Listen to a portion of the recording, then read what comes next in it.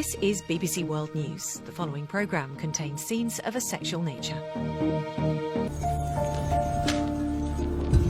Norway. 2 years ago, I came here to meet parents whose children had been taken away.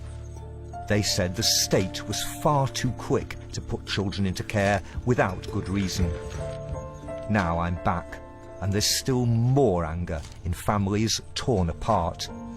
At one point I was thinking if I was mad, if I had, in my madness, harmed my family without really knowing it. And now, one of Norway's top child protection experts stands disgraced, forced to reveal a secret he'd hidden all his working life. If he had told the church for 20 years I'd been downloading child pornography, you know, of course he would never have been appointed as an expert. What does that mean for the troubled system he worked in? There's a child expert commission, reviews all the cases in the country. He was one of those people. He was one of these people in this commission? Oh my dear, I didn't know.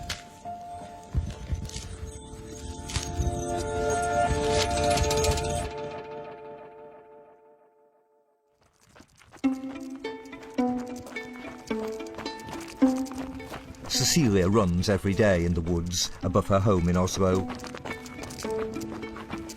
Runs to calm herself, to forget.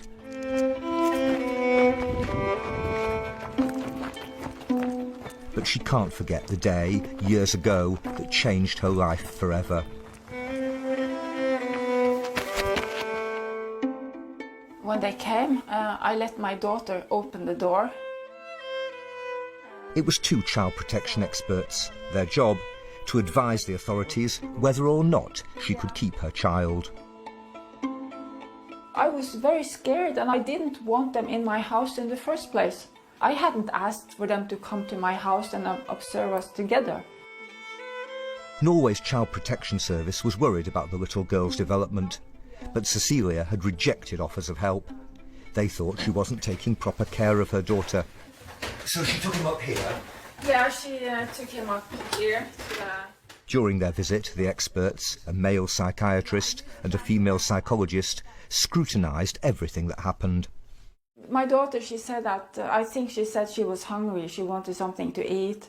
But I had decided that I would cook a meal later after the experts had left my house. And so I just offered her, would you like some chocolate balls, some chocolate cereal balls? And then the expert, he took that, he wrote in the report that probably I am only giving her these chocolate cereal balls all the time for every meal. That's the only thing. I don't know how to cook anything. So basically they misinterpreted everything? Yeah, they misinterpreted. It was a distortion.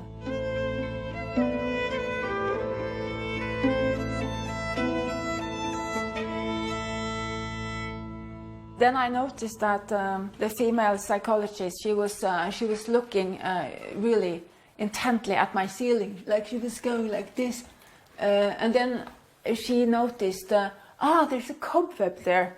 And then she wrote it down in the report, like it was something really, you know, you can still see something there. To take it as a proof that my house was messy. Or that it was not cleaned properly, that it was not clean enough for up to their standards. So when you saw the report, what did you think when you actually saw what they'd written? Well, I didn't get the report until after the emergency care order, and then I realized that the report was very negative. That the recommendation was that my daughter had to be taken immediately. Cecilia's daughter was put into emergency foster care, and the decision was approved at Oslo District Court, where the experts appeared as witnesses.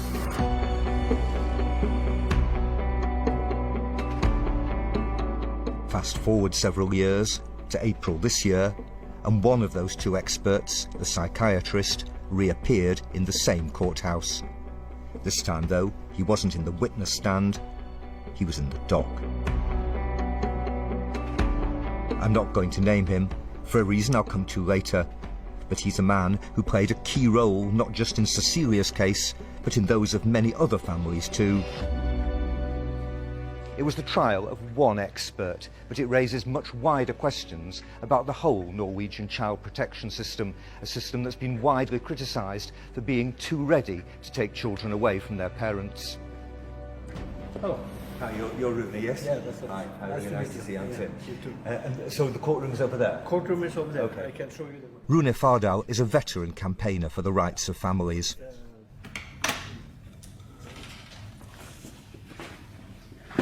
So Rune, this is the courtroom, yes? You came here to observe the trial? Yes, I was sitting actually right here. Right. On this chair I was sitting and following the whole trial. Yeah. I should warn you, the details that follow are quite unpleasant. He already admitted doing this downloading of pornographic picture of young boys.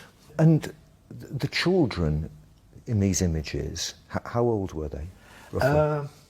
The majority, I think, was 10 until 14, but there were also very small babies.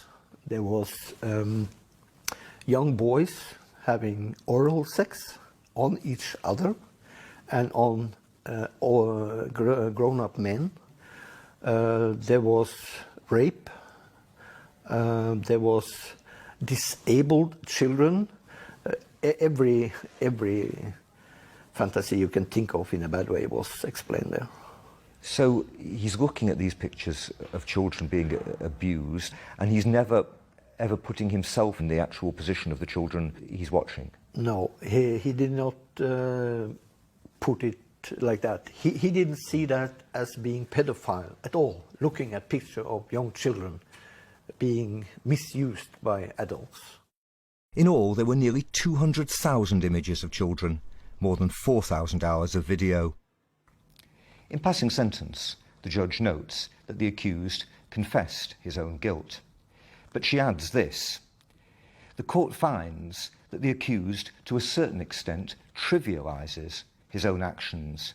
The court furthermore sees it as serious that a professional who is supposed to be the protector of children and young people has placed his own satisfaction and desires first in this matter. The influence of that disgraced expert has been felt here too, in a small town in the south of Norway.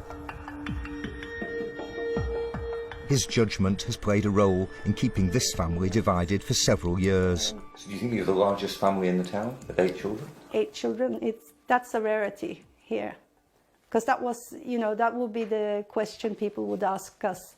Which children are yours and which children are your husband's and which children are your joint children? And we were like, they're from the same factory. As well as being mother to 8 children, Inez is active as a local politician and lay judge.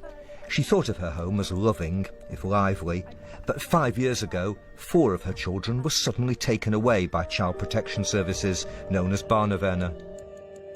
I got a phone call from someone telling me that I have to come home. The barnevernet has taken the children and my hubby had been arrested. Your husband had been arrested? Yes. It was so absurd. Obviously it was a mistake. And then when I came there, they said I was arrested. When the door to the cell was closed, that's when I realized what it meant. And it was so strange to find myself in a cell. And I just remember being so scared because this was madness. What is this? What's happening in our country? There'd been allegations of violence in the home. The father was soon released without charge, but Inez was accused of smacking her children, which is outlawed in Norway. One had said that I had hit her, and everybody said that our youngest son had been smacked because he bite. I would hear a child crying out in pain, and I'd come running to help, and I would call out his name, and then I gave him a smack in order for him to let go of his sibling. But Inez's explanations were rejected, and her 4 youngest children were put into foster care. Well, at one point I was thinking if I was mad, if I had, in my madness been doing things that I wasn't supposed to do. Had I harmed my family without really knowing it? That was my thoughts. Just the thought of being very, very scared and frightened.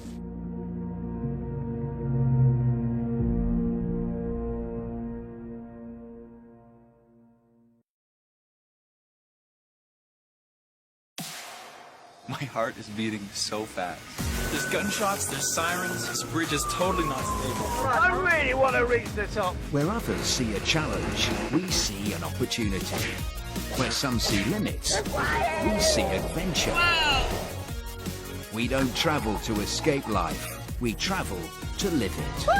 Do you see how close I came to a taxi? Brave the Unknown, the travel show on BBC World News. Take away the noise, The fury.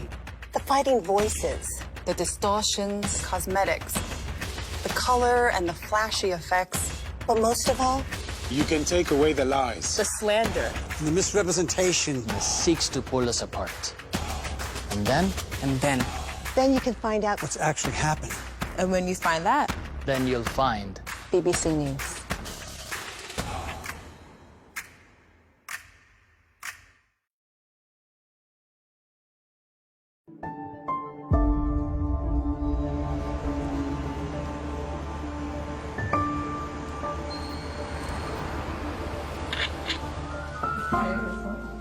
In her battle to get the children back, to try to prove she's a good enough mother to them, Inez has been helped by lawyer Victoria Holman.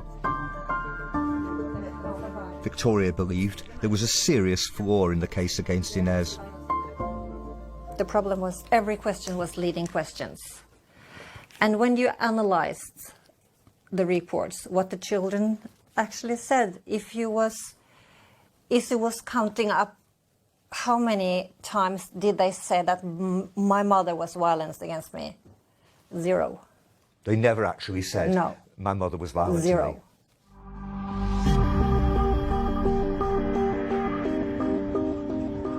me. Inez was acquitted in a criminal trial of using violence against the children. 2 of her children were then returned, but the youngest are still in foster care more than 2 years later. That's despite a report from 2 of Norway's most respected psychologists, which praised Inez's parenting skills and recommended that the family be reunited. We find it impossible to believe that so carefree, positive and undisruptive children can come from the home described in the accounts that form the basis of the child protection and police actions. So why was that conclusion disregarded? Because it was rubbished by 2 other child specialists from a supervisory body, Norway's Child Expert Commission. One of them was the now convicted and disgraced psychiatrist who had also played a key role in putting Cecilia's daughter into care. This document is where it went wrong. This document is the conclusion from the expert commission. And the problem for the commission is that the report from the psychologists is too biased towards the parents. That's what they say? Yeah, that's what they say. Yeah. And this is actually from the psychiatrist who's now been convicted. He said that the psychologist's reports in this case were too biased in favour of the parents. Too biased in favour of the parents, yeah. I would look into that case and say... The co-author of that allegedly biased report was Reidar Hjermann. The judge almost always agrees with the expert. He's Norway's former child ombudsman, the official responsible for guarding children's interests throughout the country. So I assume he knows all about the disgraced expert. one of the most experienced, prominent child psychiatrists working partly in the child welfare system was convicted of downloading a very large amount of child pornography. What question marks does that raise over the system? I wouldn't say that this has something to do with this system at all. You will find rotten eggs in any basket, and still sometimes people who have done bad things, they also do things that is quite good and normal. But there's a child expert commission, the BSK, reviews all the cases in the country. He was one of those people. Yeah, he was one of these people in this commission.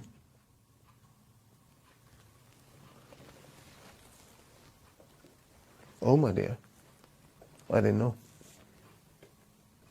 There was an occasion, in a case that we've been looking at ourselves, where he criticised you personally and criticised your professional judgment very harshly. Was that the same person? Yes.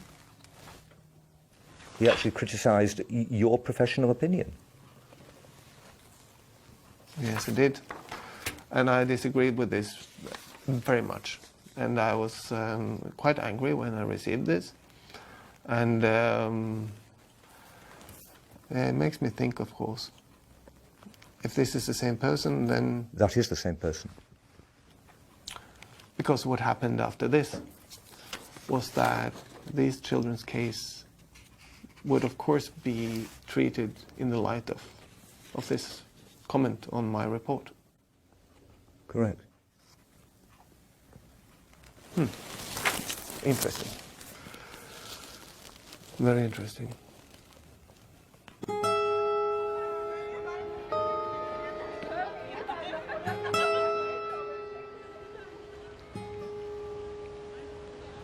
There's been no discussion of the wider implications of this case in the Norwegian media, no shock or outrage in the newspapers, no apologies or excuses or explanations offered by the authorities that employed the disgraced expert.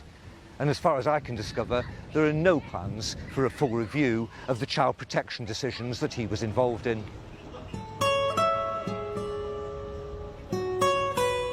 The expert commission says it's looked through his reports and found no reason for concern. Other child protection agencies I contacted won't comment on his conviction. But that won't satisfy families whose children were taken away following his involvement in their cases.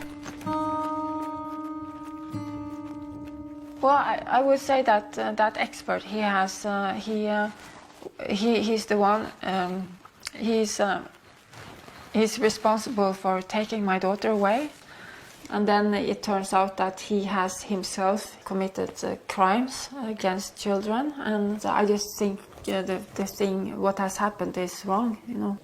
It has had very grave consequences on my life. Inside the living room, In fact, the report that the convicted expert co-authored followed several years of concern by many health and social work professionals that Cecilia had neglected her daughter. But she rejected that charge. Rejected too the report's conclusion that the child's potential development would be limited if she stayed with her mother. It's not valid. What he's saying is not valid. They can't... Because of what he has done against... I mean, he was hiding from the court that he was breaking the law, you know. So, I mean, if he had told the church, yes, and on my spare time, for 20 years, I've been downloading child pornography, you know. I mean, he would have, of course, he would never have been appointed as an expert. The child psychiatrist was convicted and sentenced to nearly 2 years in jail. So why has he not been named? Because he himself is the father of young children. They're entitled to privacy, and the authorities have already said they can stay with their father when he's released. That decision has surprised many parents and campaigners, though others say there's no reason for outrage. So this is the fjord that links us, what goes across to Sweden. Yeah. Tore Langfeldt is Norway's most famous sexologist. He was an independent expert witness in the case of the disgraced psychiatrist, and he says all custody decisions should be based on evidence, not moral panic. We have lots amount of data showing that only a little part of those who are downloading pictures of children are really offending children. So we can't generalize there, and we have no empirical data that really can show the clear link between it. But it's between downloading pictures and actually physically abusing, yourself abusing children. But this is about the credibility of the system, isn't it? It's not really about one man. It's about the issue of the system that employed him. Yeah, but I mean, what do you mean by the system that employed him? They just shouldn't have employed him, but they didn't know. I mean, so they didn't know anything when they employed him. I mean, we can't turn the clock backwards. Because what would happen? I mean, it would lead to massive compensation claims. Yeah, I think so. And I think the system would collapse, I think. We wouldn't be able to handle it. So it's better to sometimes say, let the sleeping dog sleep. Mm. But families who've lost children aren't prepared to do that. You know, it's a tsunami of grief that hits parents when things like this happen. Child Protection have now finally told Inez they think she is a good enough mother. She hopes to get her youngest two back soon. But she's joined the campaign for reform of the system, a campaign that includes many leading Norwegian professionals in the field as well as parents. It's so easy to sweep things on the carpet when it's uncomfortable. And I think, you know, in regards to systems, when things are uncomfortable, it has to come up, it has to surface, it has to be fixed. Because if we allow it to happen, it can happen again and again and again. And it's so easy to dismiss the fact that, you know, it didn't happen to me. It's okay. But what about today? It happens to you. Unless you're willing to help and change something when it affects others. There has to be a willingness to that. And there has to be a willingness to fix things so that it ensures people to trust the system.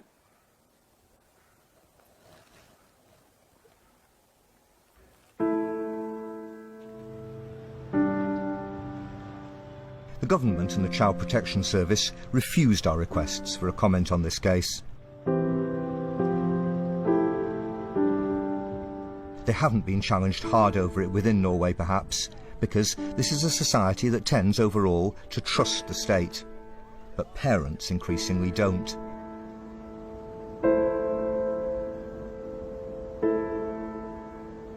The Ministry of Children says legal safeguards for families are now being strengthened, but Norway's silent scandal can only shake their confidence in the system still further.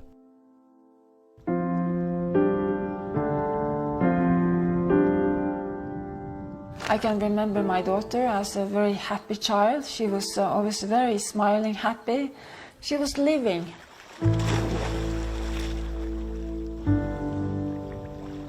I could never have imagined that this could happen to someone like me at all.